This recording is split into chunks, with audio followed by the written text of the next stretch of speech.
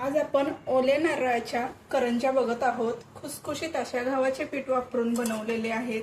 ते आज आपण कशा केलेत ते बघत आहोत। नमस्कार मंडळी, अंजली स्वयंपाकघरात तुमच्या सर्वांचे स्वागत आहे। सर्वप्रथम आपण करंजीच्या वरचं जे आवरण असतं म्हणजे कणिक, ती आपण आधी मळून घेणार आहोत। त्यासाठी बघा, 1 वाटी आपण गव्हाचे पीठ घेतले। आपण मैदा वापरणार नाही। 1 वाटी गव्हाचे पीठ, अर्धी वाटी बारीक रवा घेतलाय, पाव चमचा मीठ, हे आधी एकत्र करून घेऊया। आता मी इथं 2 चमचे बघा हे तूप चांगलं गरम करून घेतले। आता हे आपण ह्यात घालून घेऊया।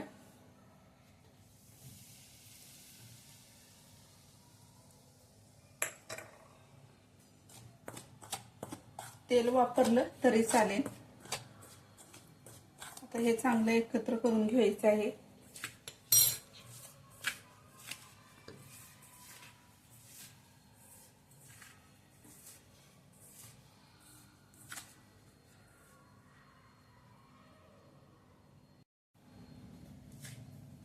आता थोडं थोडं पाणी घेऊन ह्याची आपण कणिक मळून घेणार आहोत। घट्ट असा गोळा मळून घ्यायचा आहे।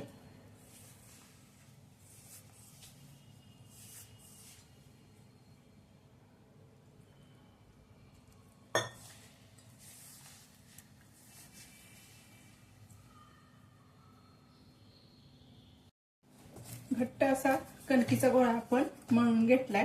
ह्याच्यावर आता झाकण ठेवायचं आणि हे भिजत ठेवूया आपण, म्हणजे रवा चांगला फुलला जातो। आता कणिक भिजते अर्धा तास, तोपर्यंत आपण ओल्या नारळाचं सारण बनवायला घेऊया। करंजीच्या आतील सारण बनवण्यासाठी लागणारे साहित्य बघा मी काय घेतले। 1 ओला नारळ मी इथं मिक्सरच्या भांड्यातून बारीक असा खीस करून घेतलाय।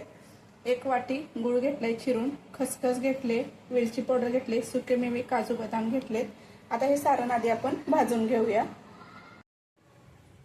आता कढई एक ठेवले बघा सारण भाजण्यासाठी। 1 चमचा तूप,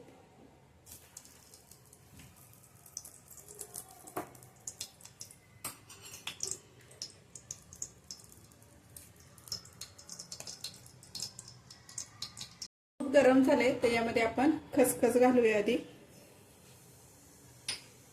आता ओल्या नारळाचा किस घेतला होता, ते घालून घेणार आहोत। गॅस बारीकच ठेवायचा आणि 1 मिनिट असा सुका आपण भाजून घेणार आहोत।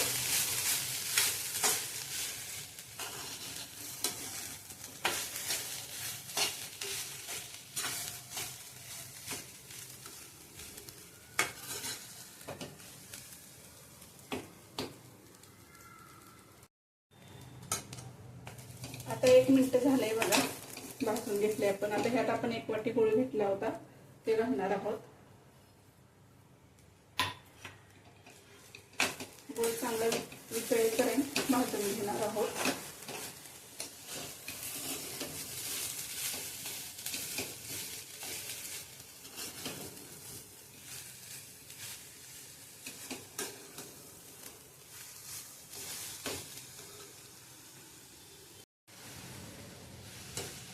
गूळ चांगला बघा वितळला गेलाय। आता सारण आपलं भाजत आलंय। आता आपण ह्यात सुके मेवे काजू बदाम घेतले होते, ते घालणार आहोत। चांगले एकत्र करून घ्यायचंय। चांगलं परतून घेऊया।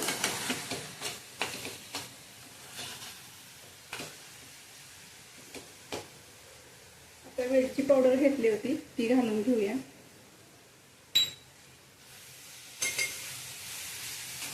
सारण बघा आपलं चांगलं आता भाजलं गेलंय। गॅस बंद करूया।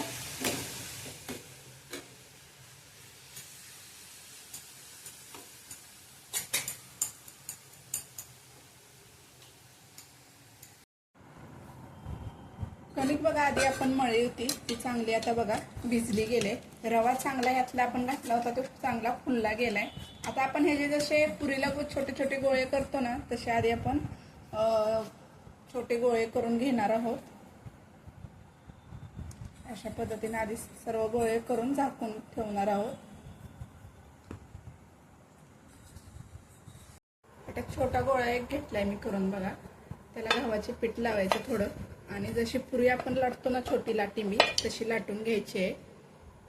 जास्त जाड पण नाही करायची, जास्त पातळ पण करायची नाही.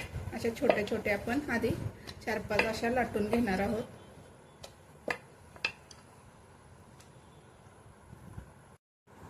अशा आपण 4-5 लाटिंब्या बघा छोट्या छोट्या लाटून घेतलेत. आता आपण सारण भरून घेऊया. करंजीचा बघा साचा घेतलाय मी. आता ह्यात एक लाटिंबी आपण ठेवूया आणि चमच्यानं सारण भरून घेणार आहोत.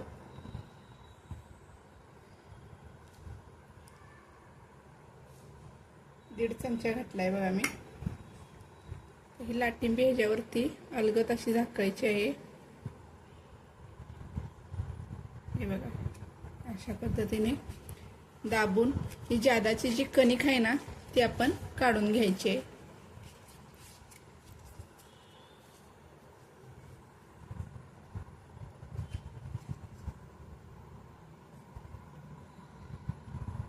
होऊ शकतं.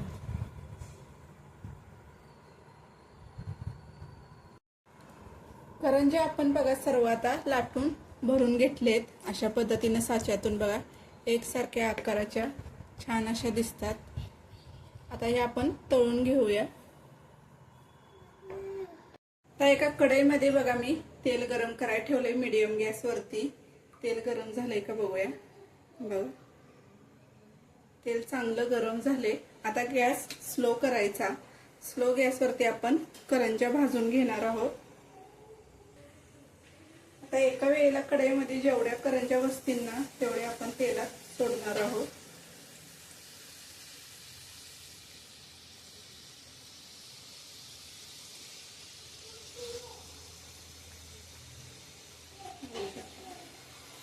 स्लो गॅसवरती आपण भाजून घेऊया. आता या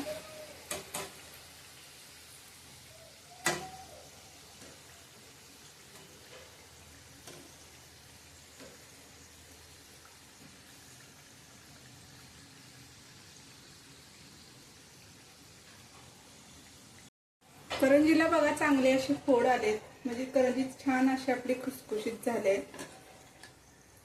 दोन्ही साईडने चांगली आपण भाजून घेणार आहोत.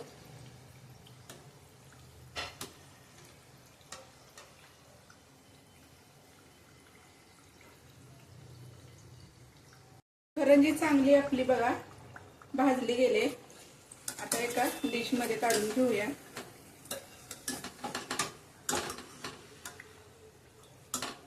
होऊ शकतात. कलर बघा किती छान आहे.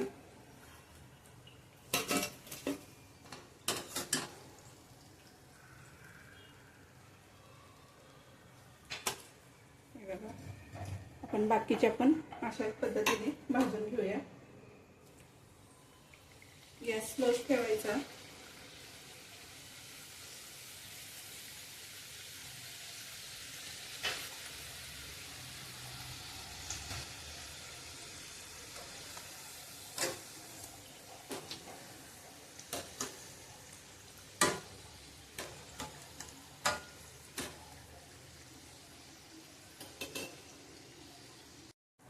दुसऱ्यांदा पण आपण ज्या करंज्या टाकल्या होत्या बघा तळण्यासाठी त्या पण चांगल्या गोल्डन कलर येईपर्यंत आपण दोन्ही साईडने चांगल्या तळून घेतलेल्या आहेत. असे काढून घ्यायचे. तेल चांगलं नितळून द्यायचं आणि एका ताटात काढून घ्यायचे. होऊ शकता. ओल्या नारळाच्या करंज्या बघा आपल्या तयार आहेत. छान अशा खुसखुशीत आणि आतून मऊसूद अशा झालेल्या आहेत. बघू शकता तुम्ही. गव्हाचे पीठ वापरून अगदी या खुसखुशीत होतात. आता ह्या करंज्या आपण हवाबंद डब्यामध्ये आरामात 8 दिवस राहतात. ही रेसिपी तुम्हाला कशी वाटली ते नक्की सांगा. चॅनेलवरती नवीन असाल तर लाईक करा, शेअर करा, सबस्क्राईब करा, एक कमेंट करा.